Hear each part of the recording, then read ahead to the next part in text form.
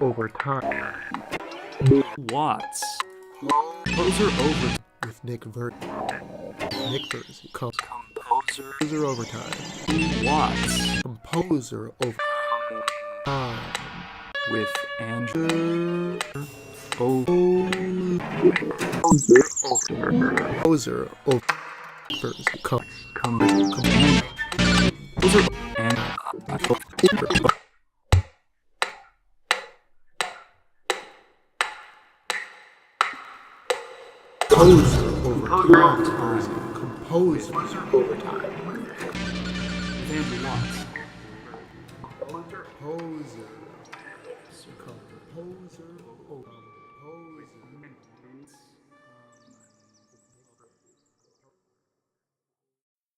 Welcome to Composer Overtime. My name is Andrew Watts. And I'm Nick Verzi. Composer Overtime is a series of interviews featuring discussions and works by innovative composers across the world today. Nick and I are both composers and doctoral candidates at Stanford University, and will be facilitating these chats each week, sometimes with Bay Area guests, and sometimes on location across the U.S. and internationally. During each episode, we will hear a new perspective on the contemporary music landscape, find out about the composer's creative process and musical background, as well as listen to some of their recent work. This week our guest is Jon Yu, a Taiwanese-American composer from the Bay Area currently in residence in Paris. Jon's works explore notions of ritual, utility, and excess.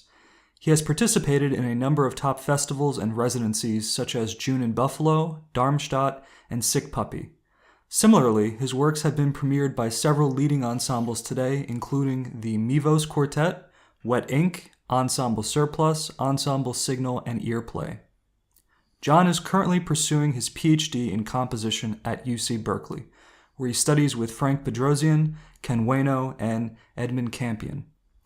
He has also participated in masterclasses and private lessons with Steven Takasugi, Rebecca Saunders, Philippe Manoury, and Klaus Lang. It was a highly fruitful interview that will be broadcast in 2 parts and also available online unbroken. So let's dive right in. Time. Watts. Time. So welcome, Jon. Thank you. Just to paint the scene a little bit for everyone, we are in a rental in the heart of Graz. Both Jon and I are part of the Impuls festival in Graz, Austria here. I've known Jon for a number of years, especially in the Bay Area, the Berkeley composers and the Stanford composers. We try to, overlap as much as we can, going to each other's concerts. But I haven't really had a chance to dive into some of Jon's music at a closer level. So, Jon, how did you get into composition? So I started off as an electric guitar player, and I played in punk bands throughout middle school and high school. So composition for me at the very beginning was songwriting in bands. And then I didn't start officially studying music until I got into college. And then after that, my first official kind of academic composition role was in San Francisco State University, where I did my master's for composition. Okay. Yeah. Is there anything from those earlier days playing electric guitar that you can isolate and identify in your music today? Right. I think the sort of this affinity for noise, when I first started composing for classical instruments, and also this sort of social and communal aspect of new music, and these close collaborations with musicians, and a lot of people setting up their own concerts and having their own ensembles. It was all very similar to the way we used to run bands when we were playing rock bands. And that kind of DIY mentality, I think, has been one of the biggest things, actually, connecting my earlier days playing guitar and then now composing. Nice. Yeah. I feel like there's a bit of a compositional generation shift that I've noticed. Yes. Where the generation before us, or maybe now even 2 generations before us, yes, the status quo was you learn piano. Right. And then as you're a young kid learning piano, Right. if you happen to be interested in composition, you started writing compositions, and then Right. you end up with all successful composers pretty much as pianists. Right. And then our generation, the status quo is guitar. Yeah. It's like every festival you go to, half of the people are guitar players. Yeah. Or like rock musicians or Definitely. like metalheads too. I grew up playing rock, jazz Yeah. guitar. Yeah. I love metal. Yeah. Nick Verzi, my colleague, Right. also guitarist. Right. There's a bunch of other people at Stanford, and I'm Yeah. sure there's some people at Berkeley too. Yeah. Some definitely. other guitarists. Yeah. Salim, he keyboardist, but he's also like a prog rock guitar kind of guy too. Yeah. I feel like that subgenre within the guitar, Yeah. prog rock, metal, Yeah. lends itself to a lot of contemporary music. Yes. Absolutely. And the way that you had framed your own compositional relationship with the guitar today, first, I feel totally in the same boat. Yeah. It took a long time for me to really understand the relationship between my practice as a guitarist and my compositional practice. Yeah. And it's the same in the sense that, like, I love distortion. I love the timbres of the guitar. I love noise. I love saturation. Yes. And I was achieving that in my compositions through other means and other instruments. But that's essentially the same things that I'm attracted to with my guitar playing. Yeah. I remember I think the first work of yours I heard was at a Center for New Music concert. It was a Hagem concert. For Styrian. Yes.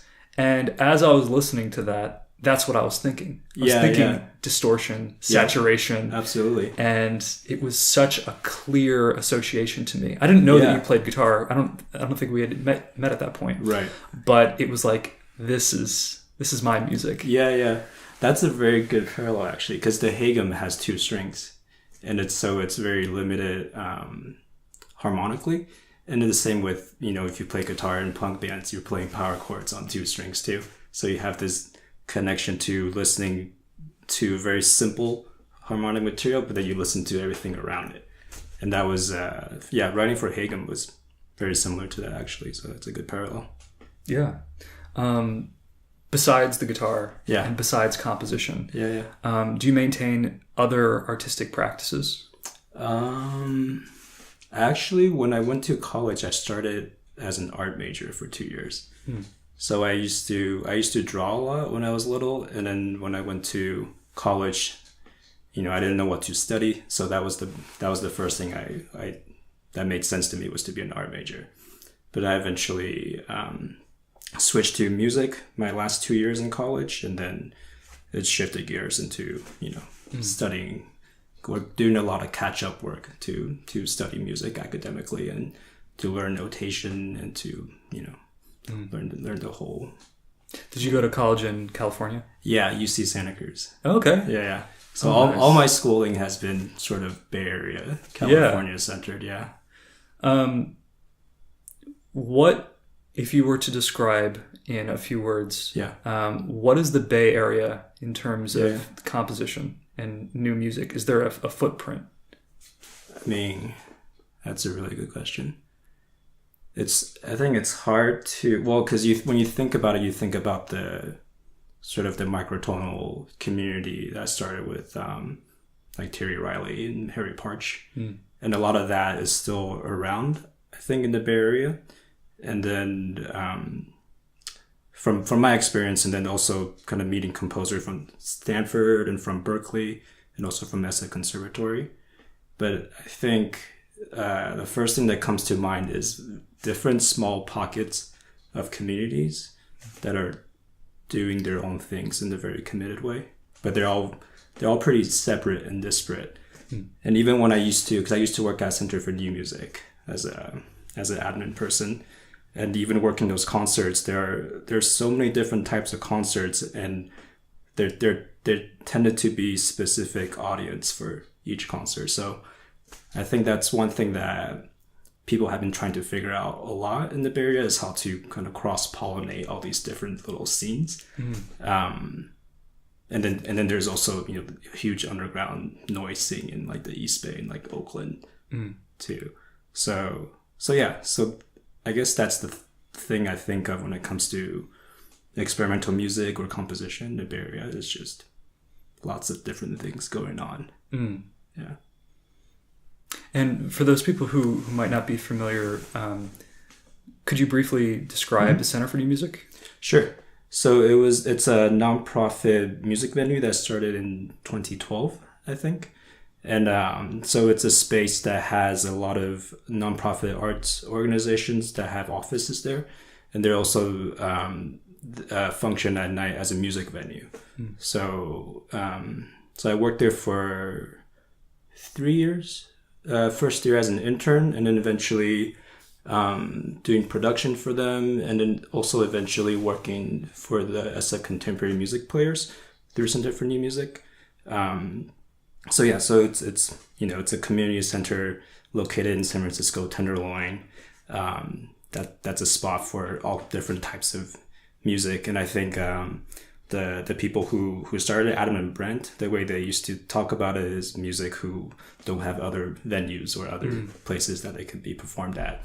They get performed at Center for New Music. Yeah, I think that's a really great description of the space, especially the last part, in that I feel like so much of the music we write is only heard at universities. Right, absolutely, even after the people writing it are finished at those universities. There's just this very close association between contemporary music and academic institutions. Yes, absolutely. And I think that can foster sometimes the wrong message. Right. That it's elitist or that it's quote unquote academic music. Right, yeah. Which is a bit of a bad term. Yeah. And it's not like that. I mean, as you mentioned about the different styles that are currently, or the different practices that are present in the Bay Area, there's not a one size fits all. Right. New music and contemporary music is a lot of things all the time. That's true, yeah. There's a plurality today.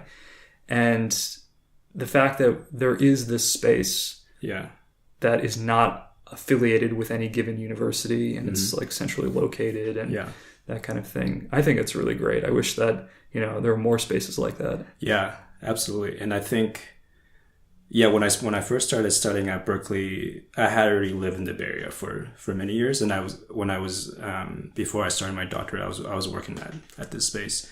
So I think there was a period of 2 years where each year we tried to have some sort of composer concert at the Center for New Music. And even just, logistically, because not many people realistically show up to the UC Berkeley concerts other than our immediate colleagues and some friends, So the center in San Francisco was sort of a way for us to get our music out into the wild and, have people who we don't know who, might be keeping their eyes on the calendar for that particular venue. And I think, at Sanford, I remember going to a concert with Severine Ballon, the cellist, and it was, super packed. And I think stuff like that, especially in a place like the Bay Area where there's so many different things going on, it's nice to kind of transport your stuff to a different bubble and then see how it works in that new system. Yeah, I'm thinking back to the common thread, if there is one, in the Bay Area for contemporary music. Right. And what I always come back to is the Bay Area historically has been a place where people want to be innovative. Yes. I mean, that's just something I think that's woven into the culture of the Bay Area. Yes. It has since gained quite a lot of prominence in the tech field. Yes, now it kind of has a different... But I think in the 20th century, you have a lot of really innovative composers who either were longtime residents of the Bay Area or did really substantial work living in the Bay Area.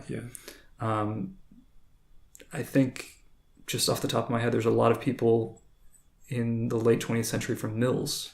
Yeah, absolutely. John Cage spent time. Yeah. There's also, Henry Cowell earlier. Right. Yeah, you mentioned that the different composers working with microtonality. Right. And though the various composers today have become kind of the mainstream within our field in terms Right. of the minimalist composers specifically, Right. that was very countercultural when that began. Yes, that's true. Yeah, yeah.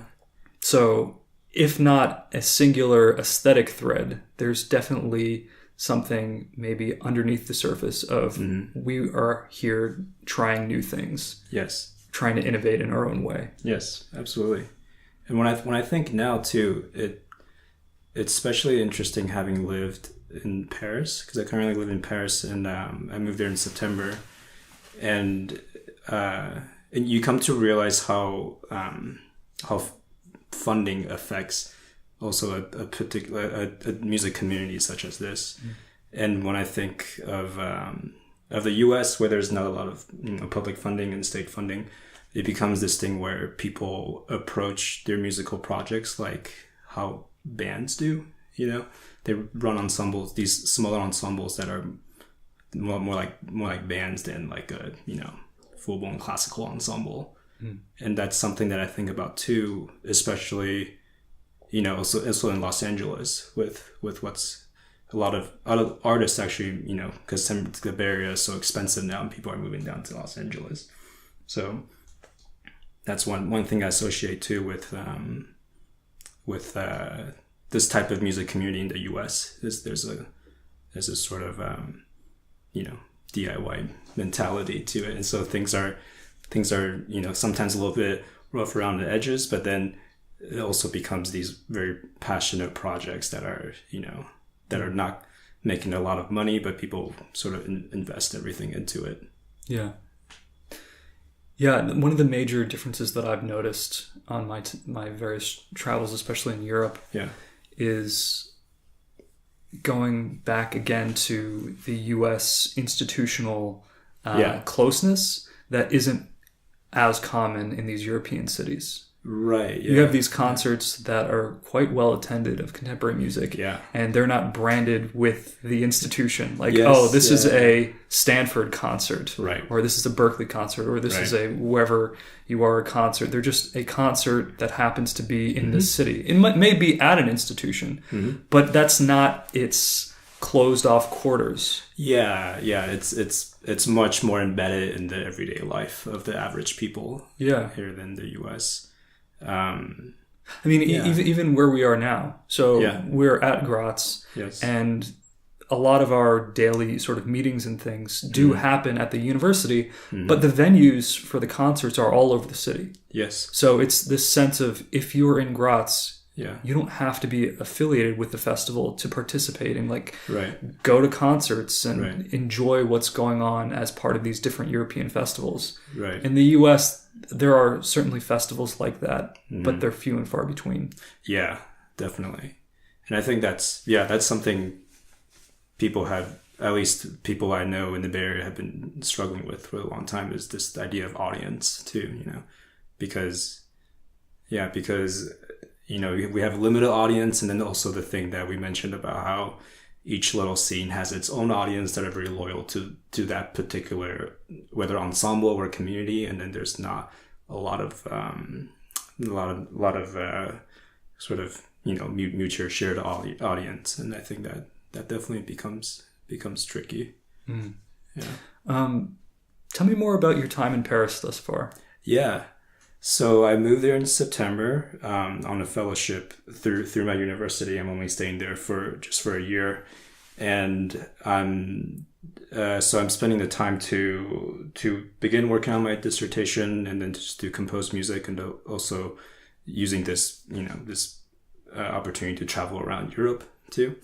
And it has been really great for me, because the past 20 years I moved from Taiwan to California when I was 10, and then since moving then I've lived in California, and specifically the Bay Area, pretty much most of my adult life.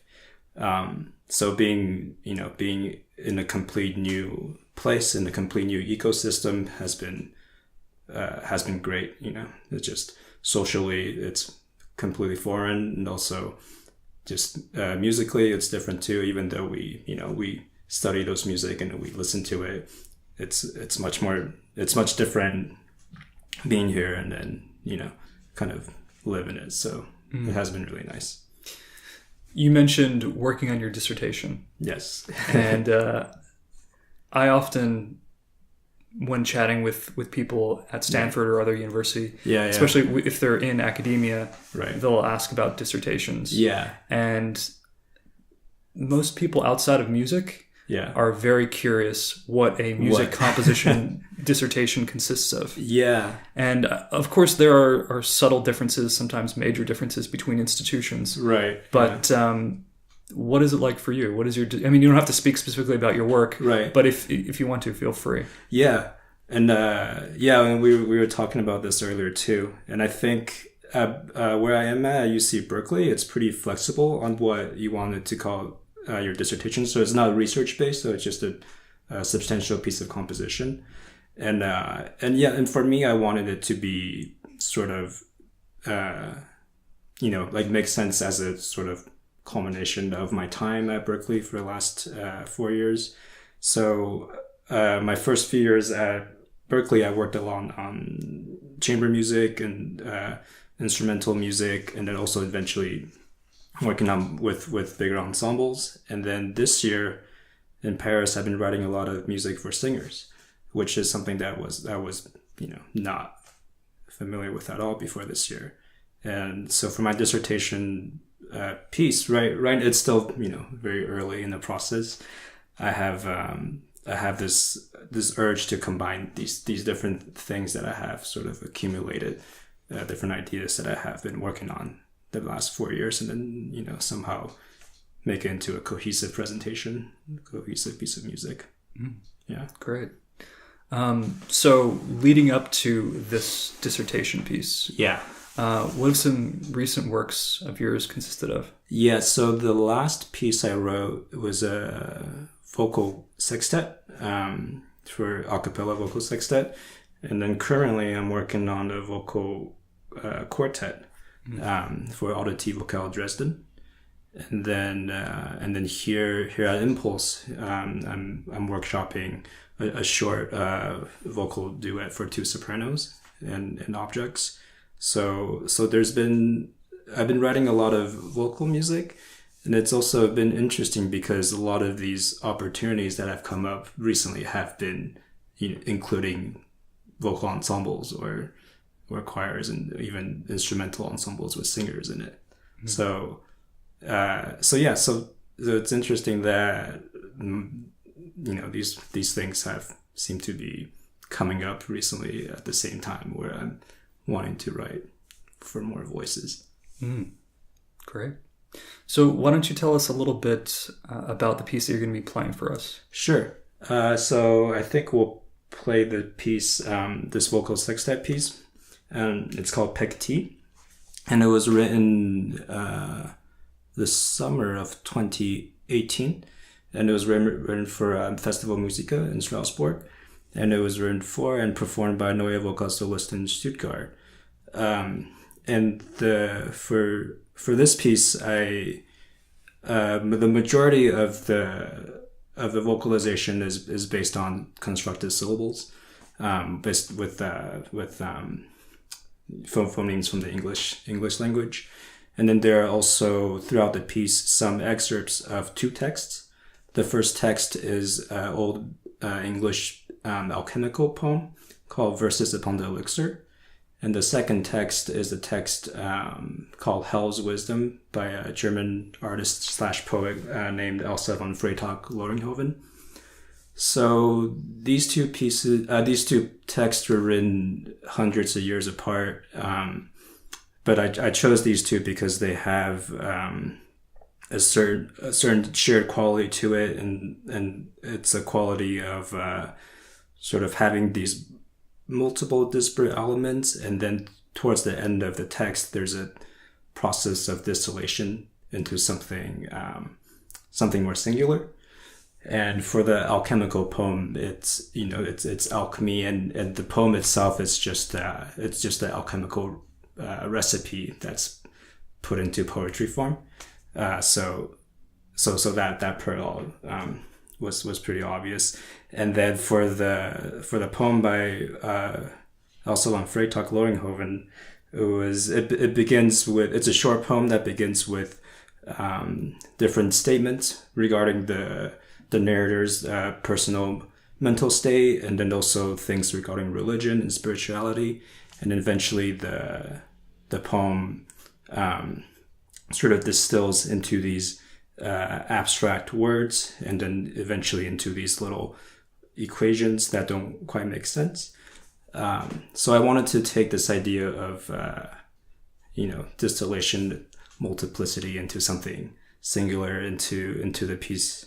And the way I did it was, I want the piece to be a process of gradually revealing something towards the end. So towards the end of the piece, there was something singular that I actually began with when I was writing the piece. And then the compositional process was sort of thinking of materials that relate to that final moment in different ways, and then how to slowly unravel that throughout the course of the time of the music. Great. And what's the title of the work? Pek T, P-E-K space T-I. Great. So let's take a listen.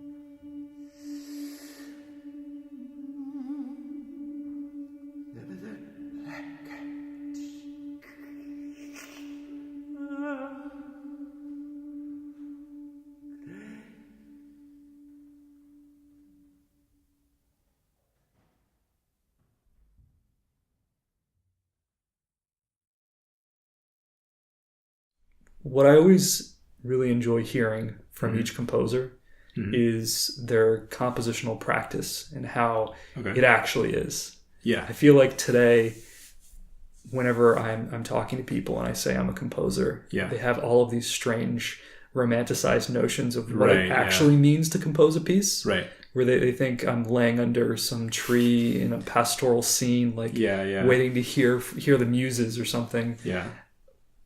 What's your daily life composing like? So I usually work from home, and I know I have a lot of composer friends who can't work from home, but I can't seem to work in public. So I think I just need to be somewhere super comfortable where I'm, but then it's also tricky because there are other things to distract you in your house. Sure.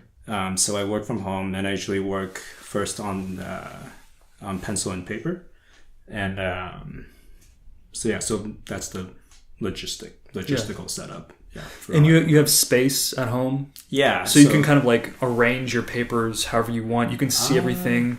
Yeah. Right now where I'm living in Paris, it's smaller than where I was living in California. So I have a smaller table than I would like. But it's, it's not too bad. It's enough. And if worse comes to worse, I just kind of like spread things out over the floor if I really need to do that. Yeah. Yeah. And you just pen and paper at the desk. You're not working at a piano or anything like that? Sometimes I would check things at the piano. Okay. But mostly I write just... I have some before I actually put things onto paper, I would sometimes make recordings and then make different sound composites on my computer or something so I can get the general sound in my head. So sometimes I would go on my computer and play things back and rearrange things in certain orders and then go back and forth between paper and that. But once I know what the materials are, then it's typically just working on paper until I need to engrave it. Have you written for the guitar before? I have once 3-4 years ago. Well, I mean, when I was playing bands, I wrote songs on the guitar. But as a composer, in the sense that I identify with now, and only once a while ago, and it's not a piece that I'm particularly proud of. Really? Yeah.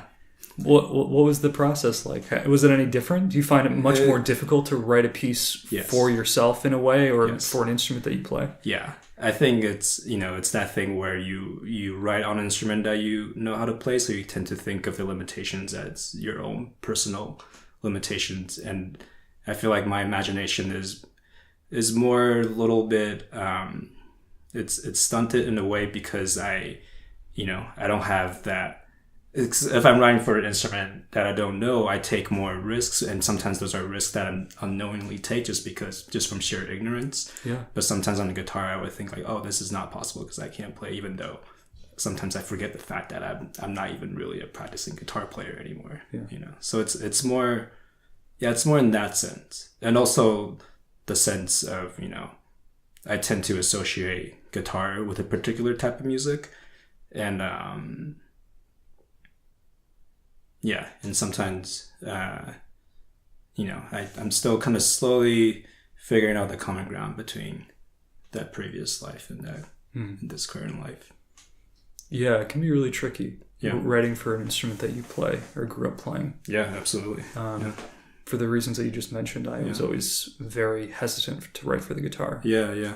I wrote one piece for the guitar in 2013. Mm-hmm.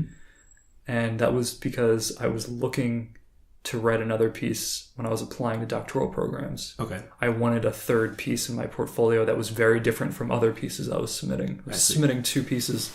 There was chamber ensemble works. Yeah. And I wanted a piece that was nothing like those pieces, that would kind of show diversity, range, that sort of thing.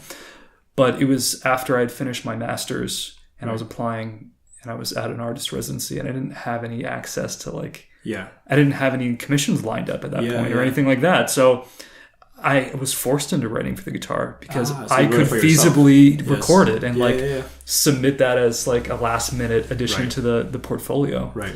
So I wrote a piece for electric guitar and 1/4-inch jack. I think I've heard this piece. Yeah. Okay. Yeah. Yeah, it's called Ipsedi Disturbance. Okay. Yeah. Yeah. And I recorded the jack part. Yeah. Myself performing this buzz jack part. Yeah.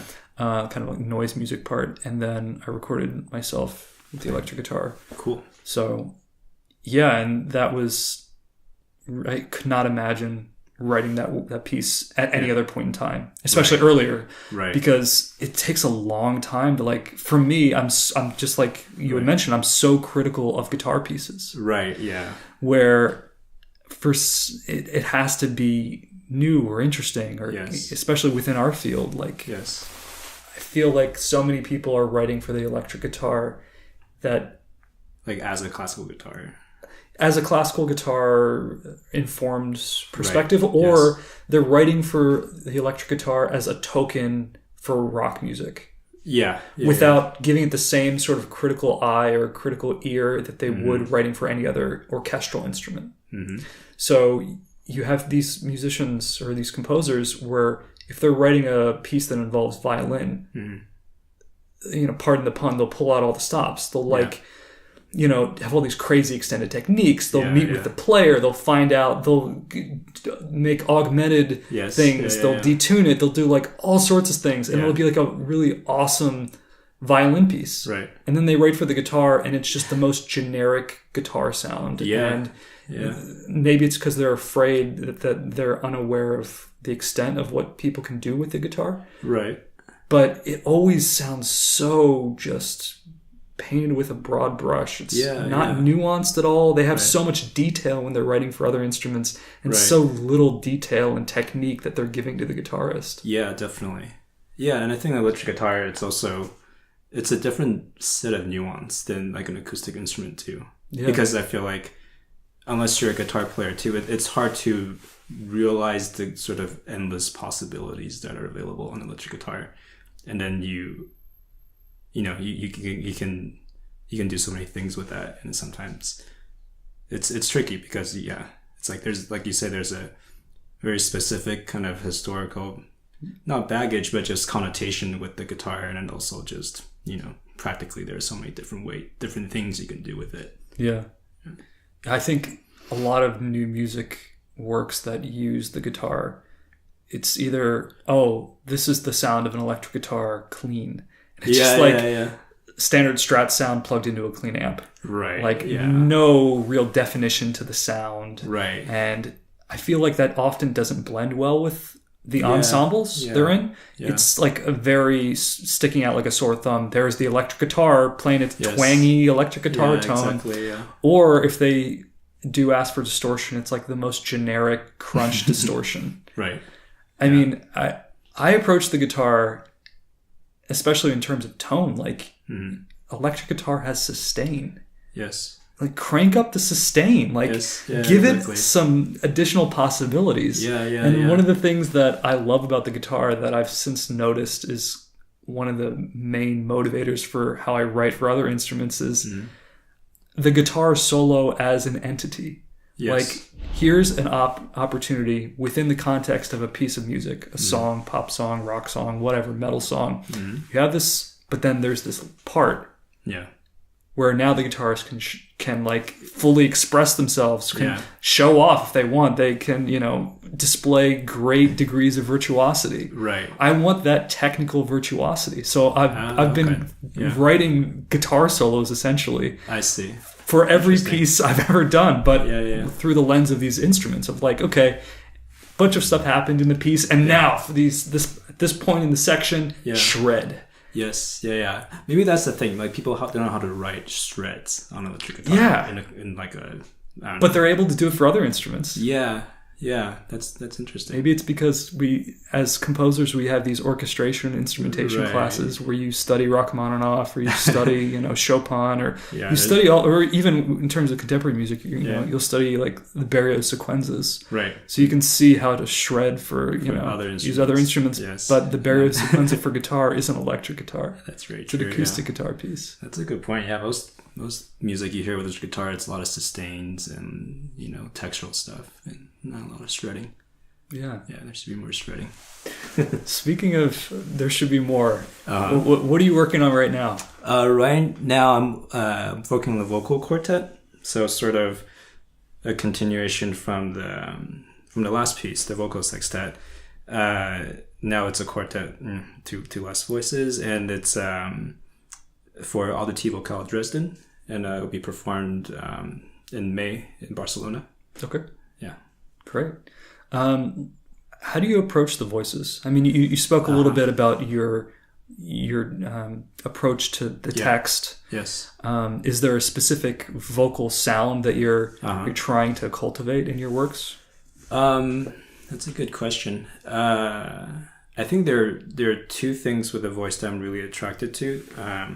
One is just I love hearing the sung voice, like a classically sung voice, and the way that it resonates with a reverberant space. I think it's just on its own a very beautiful thing. And the second is sort of the complete opposite of that, is where I grew up listening to punk rock and metal. And the voice in that context, it's completely different. It's very noisy and it's very sort of guttural and visceral. So these two sort of, conflicting ideas and preferences for the voice has been something that I'm trying to somehow have in the music. So for the vocal sextet, Pekti, it was more of I approached it as regular singing voices mostly, and then there are different points of it where you have these more kind of distorted articulations that appear, and for this new piece that I'm working on, the vocal quartet, I'm trying to more take these two extremes and kind of smush them together in a way where there's this sort of underlying sung harmonic content, but it's somehow obfuscated with these sort of layers of I want to say filth, but I don't know if filth is the right word. Just kind of layers of grit and things that are obscuring the harmonic palette. So that's something I'm trying to, I'm trying to find that gray area between these two very, very, very extremes. Sure. Yeah. So tell us a little bit about the next work we're going to hear. The next work. Okay. So the next piece is an ensemble piece called Ru, R-U. And this was written mostly in 2017. I finished in January of 2018, so about a year ago. And it was written for Echo Ensemble and performed by Echo Ensemble, conducted by David Milnes. In this piece, the name comes from an installation by a Kosovar artist named Petrit Helila. And sorry, I'm pronouncing his name terribly wrong, but so he has this installation where he takes artifacts from his hometown called Runic. So Ru is short for his hometown Runic, and he lays it out in a way where it evokes a certain nostalgic socio-cultural memory for him, and his hometown Runic is also one of the oldest Neolithic sites where they have Neolithic artifacts in the region. And so where's it located? In Kosovo. In Kosovo. Oh, yeah. Okay. So there are these little figurines that are installed in the installation that kind of resemble little figures of bird-like creatures. So I was very drawn to that particular installation because it was arranged in a way where, depending on where you are in the room, you have different relationship to the idea of density and sparsity. And then there are these, the installation is the little creatures kind of congregate around the room different ways. So this ensemble piece is inspired by that.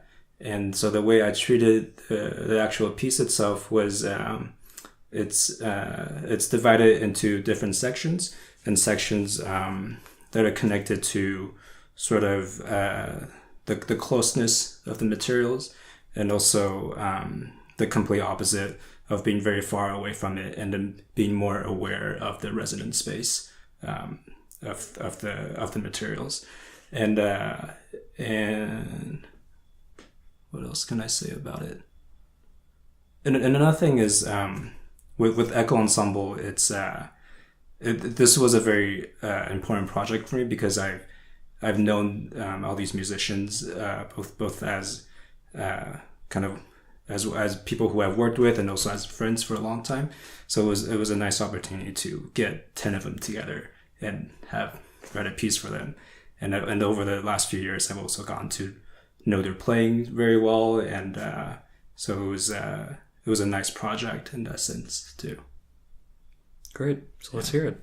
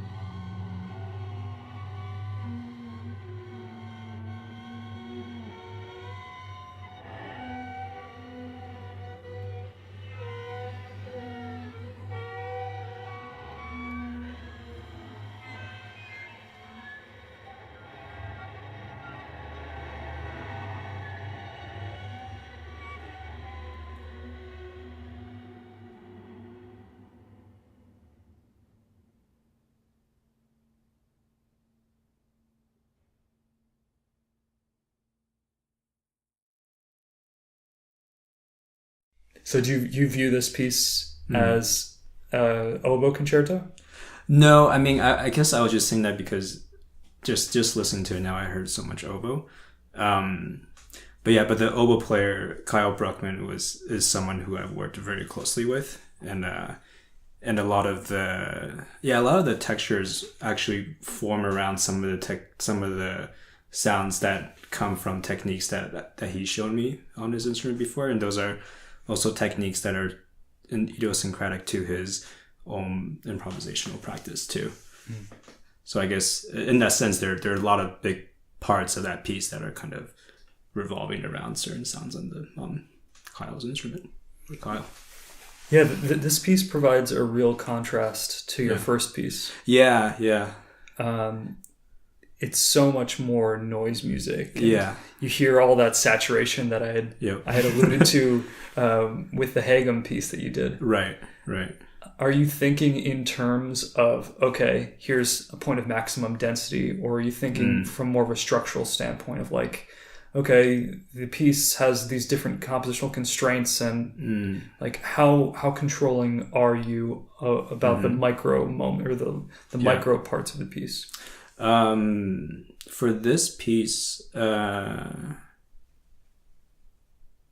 was thinking of three main sections. When it first starts, it was materials that are very close and things that are very dry and not particularly reverberant. Like doesn't really excite the resonance space too much. So a lot of like of course air sounds, and then also like sounds on the oboe that are played sort of with a trumpet embouchure but without the reed.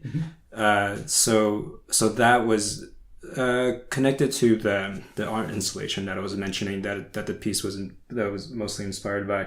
where there are a lot of in the installation you can move to things that are of a high density, but they're very also very close to you just locally, depending on where you are as a visitor.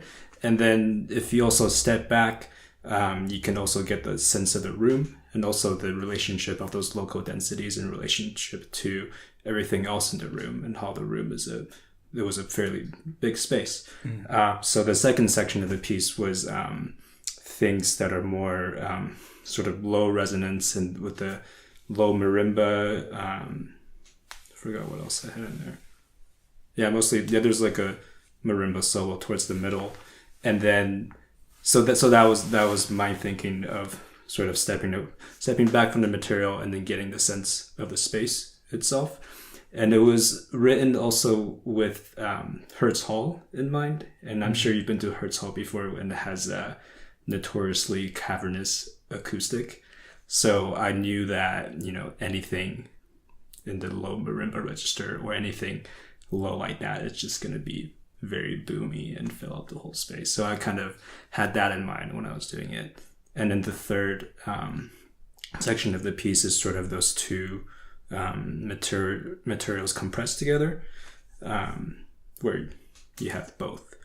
And but I think generally when I work with these very dense and noisy materials, I think, because I've talked to other friends who do this who do have a similar approach too, and I think like them, I often think about registral spaces for that, just kind of general blocks of sound in the high frequency areas, or and then that's sort of a point of distinction. Then if you move into occupying mid or lower, then you get a more general holistic sense of contrast in that sense.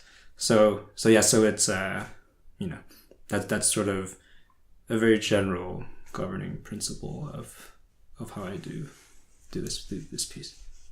I think, at least my perception of saturation works, or works that draw on saturation or noise practices. Yeah. Within our field, it's interesting because a lot of the composers that I can point to have very rigorous systems in place in those works. Yeah. But the non-contemporary music equivalents of like people doing improvised noise, it's improvised, or it's absolutely, it's intuitive. Yes. Their forms are intuitive, or their decisions are kind of moment by moment decisions. So often we're arriving at least to the lay audience member, similar results. One is carefully planned out with many systems happening concurrently. Right. And the other is just, it's improvised. Right. Where do you fall on the spectrum? I think it depends. I think a rigorous structure would make sort of forward development one that's perceived more noticeably maybe to people, of like moving from one frequency space to another in the context of noise. But I think for me it tends to be more these sort of intuitive blocks of sounds, and then the way I connect things are things that are more figurative and more these smaller lines that aren't necessarily saturated, such as like like an oboe line or like a little marimba solo or something like that. So I think when it comes to working with these kind of high density material, I still am more comfortable with my part of my identity as more of like a as like a rock guitarist or something, where it's a more of an intuitive way of working. So yeah. I think we even experienced a little bit of this distinction last night at the concert. So there was a concert as part of the Impuls festival here in Graz that was all solos and duos. Right. And we had many works that are, composed works. Right. But then there were also a few performances that were improvised. Yes, that And improvisation at the end was amazing. And the improvised pieces could have been composed pieces if you didn't Right. know. I mean, Right. in the sense that composition in the last 2-3 generations Yeah. has been super virtuosic, has included a lot of extended techniques, has composers often work very carefully with performers to get these nuanced and maybe individualistic qualities into their pieces. Right. So that distinction is further muddied. Right. Even in a concert space, listing something as an improvisation or it being a composition, if you didn't know on the program, it can be very difficult to discern. Right. But there's also a certain, because the improvised piece in the end, I feel like you can still tell there's like it's like a thing with speed. Like it's paced differently. It's paced in a way where they're sort of searching for certain moments, and then when they find it, it becomes wildly articulated.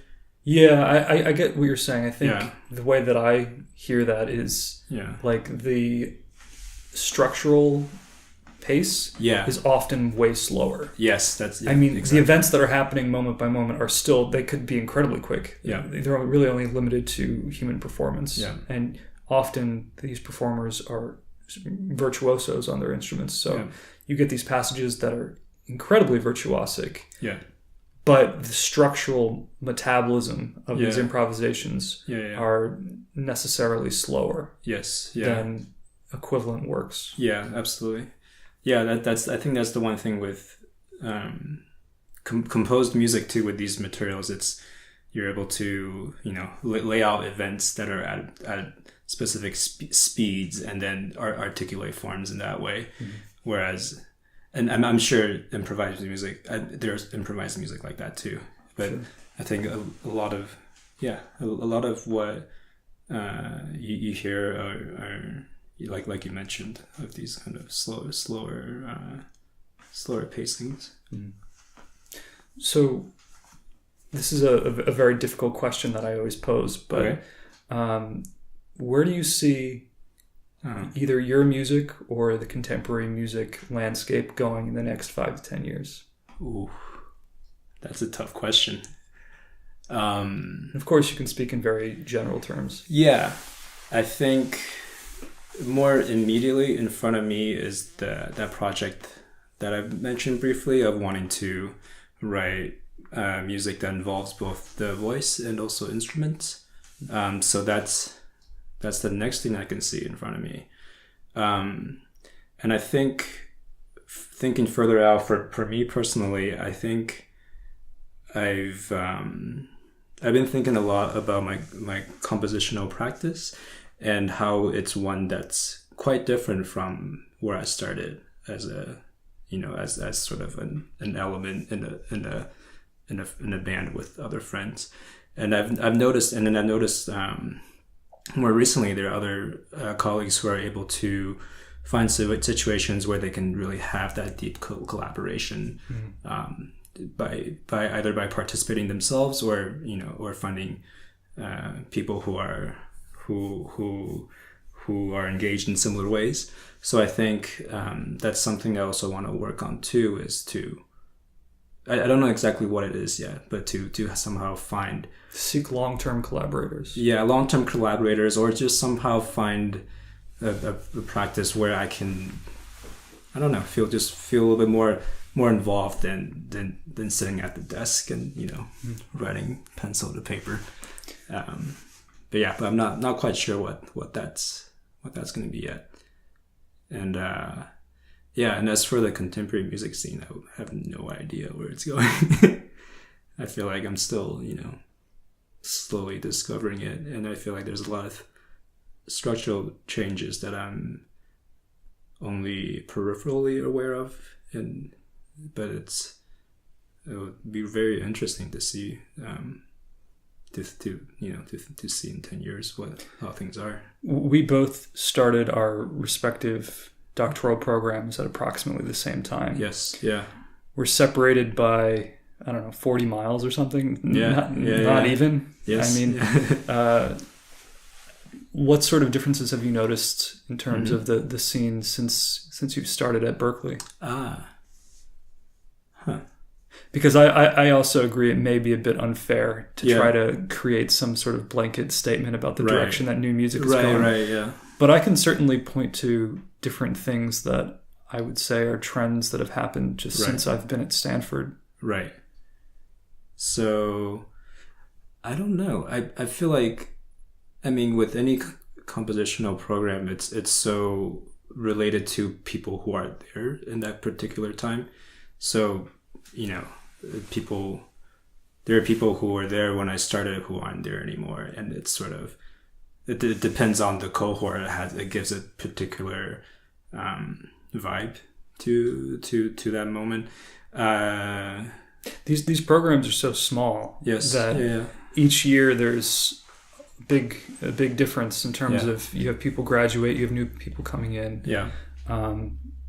At Stanford, there's typically 10 composers at any given time. Right. There's this 5-year program, 2 people per year. Right. And if 2 people graduate and 2 people enter, that's a difference of 4 people a year. Yeah. Out of 10. Yeah. So it changes very quickly. It changes pretty dramatically every. I mean, it can certainly. Yeah. The composers who are there, you know, for 5 years, right? They certainly exert more of an influence as they're there longer. Yes, absolutely. But yeah, it can change over time quite a bit. Yeah. And when I think about the Bay Area art scene and music scene in general too, there's like the last few years has also been marked by a lot of my friends moving away because it's getting so expensive in the Bay Area. Yeah. So a lot of my friends moved to New York or to Los Angeles. They moved to it's getting so expensive in San Francisco that they moved to New York. Yeah, that's how bad it is. Yeah. Where if you're going to be paying that much money, you might as well as be in New York. So you know, in that context, it's a little bit scary to think where the Bay Area is going to be in 5-10 years. Because even now, having moved away, it's really hard to imagine myself being able to afford to live there, to move back and to live comfortably. Because you find yourself saving money living in Paris. Yes, actually, Paris is actually cheaper than than San Francisco, and it's insane. Yeah. And I think even just noticing it from a remote distance in Stanford, there are people, there are people coming and going, and it's I think this a community like this it fluctuates pretty quickly because people move around so much. But right now I can't think of like a general way I would describe how that had changed. Yeah. At Berkeley, are there a lot of opportunities for graduate students in various disciplines to hang out or to ever socialize? You mean like people outside of the music department? Not as much as I would like to. So because of CINMAT, actually, so Center for New Music and Audio Technology, there are people who from dance or from theater or from engineering and other tech disciplines who do gather at CINMAT and collaborate together and share together. So in that sense there are, and I think that it probably happens more so there than at the actual music department proper itself. I think it's very similar with Karma. Yeah. No, that makes sense. Yeah, it's usually when you have something to offer, and then people tend to be like, oh, okay, like I'll come there and try to engage with that. I bring this up because I am also always very interested in how composers explain to non-musicians what they do.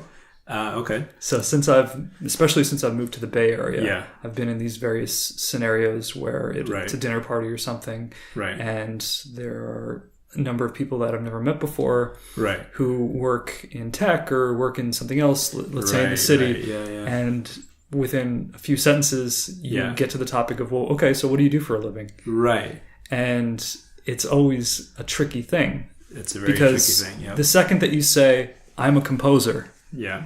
that will lead to a certain set of questions that I'm sure you can also reiterate of like, once you say you're a composer, there are maybe 5 questions that are in some way or some order are going to follow. Yeah, exactly. Yeah. So how do you approach that? It's also a very good question. I think it depends on, it also depends on the other person too, I think. And I think,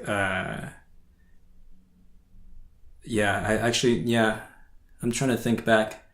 Actually, I haven't found myself in too many situations where I'm, like networking at a very high level where, where I'm doing that kind of stuff, but just more casually. I don't know. Well, even among musicians, there are certain questions that when you say you're a composer, here's one. What does your music sound like? Right.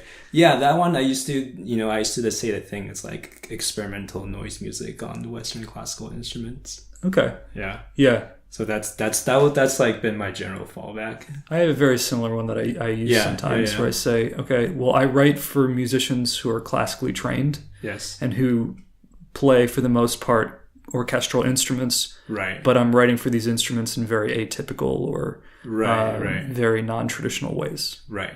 Yeah. That's generally how I approach it too. I find it becomes harder when you talk to like other composers or other like new music kind of discipline people, because then you really have to think about, okay, so what makes my weird noise music? How do I approach it differently than maybe someone else? I mean, that's maybe when, I don't know, when one has to like think a little bit deeper about.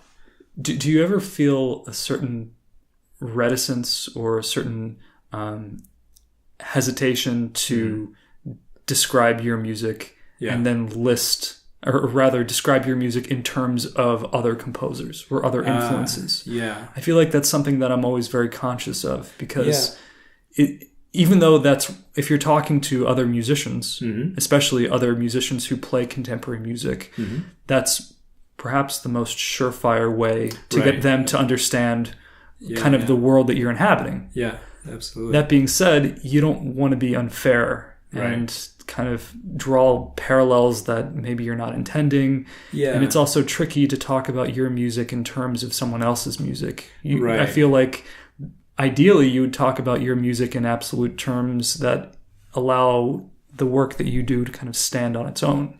Right. Yeah. Yeah. I think. No, I think about that a lot too, because it makes a lot of sense to. That's like the quickest way to generally describe what you're doing too, because we're. I mean, at least for me, I'm definitely influenced by a lot of composers. Yeah. Every composer is influenced by so many other composers. Yeah, but there's the certain.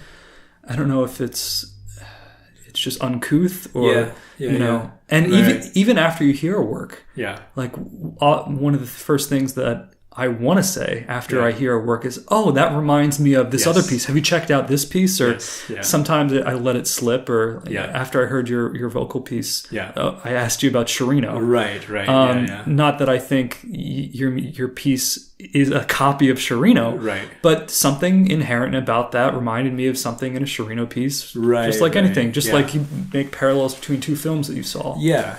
And I think they're... Yeah, I think the one thing I think of is people are worried about like kind of like stating themselves as copying someone else and openly admitting to that. Yeah. And then maybe another aspect of it is sometimes in that context, and we're sort of really looking at salient features of these composers or these works or things that are very on the surface. And then maybe it's a good way to start the conversation and to just generally describe what a first listen would remind one of. But then with every one of those composer, I feel like there's also a lot more and underneath like sort of their trademarks that are also personal, and that might be completely contradictory to what you're trying to do. And, and for each piece, for as much as a composer might bring influences to the table, they're also bringing themselves to the table. Each piece has hopefully the loudest part of the piece, or the most substantial element to the piece, is that composer's ideas rather than just some sort of influences that they're wearing. Right. Like loudest, you mean like the compositional voice is the loudest. Yeah. Right. It shouldn't be a piece necessarily that's just an ad hoc combination of influences, though we are all certainly, a combination of our influences. Right. There's something else. How we're combining these different ideas that may have originally been, or rather, we put spins on different ideas. Yeah. So, we were talking earlier about the approaches to the electric guitar. Mm-hmm. And I think what has been the most substantial influence on my electric guitar writing has been my desire to reject other people's electric guitar writing. Or at least not everyone, of course, but it's not an influence in terms of me trying to copy. It's rather I'm very agitated about certain things that I've heard, so I run in the opposite direction. Right. So that happens. Sometimes you hear a piece and then it's like, oh, I love that, and I wish like this is different about it or something. Yeah. And that's definitely something that happens to me as well. Yeah. So when's your next concert? So the next concert is this vocal quartet piece for Auditive Vocal Dresden. It's in Barcelona, part of the Barcelona Modern Festival. And it's in May of 2019, and I'm forgetting the exact date right now. But I think like mid-early May. Great. That spectrum. Yeah. So we will be looking forward to hearing that. Cool. Awesome. Well, thank you, John. Thank you. This was awesome. Thanks for having me. Of course, it was a pleasure.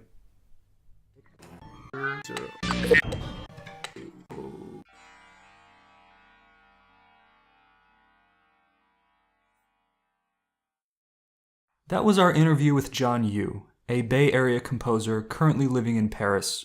More of his music is available at jonyumusic.com. That's JONYU music.com.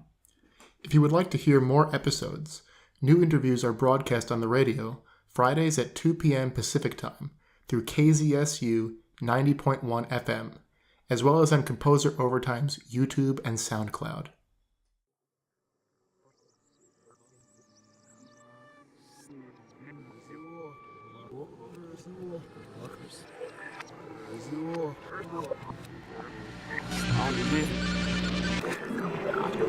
Все.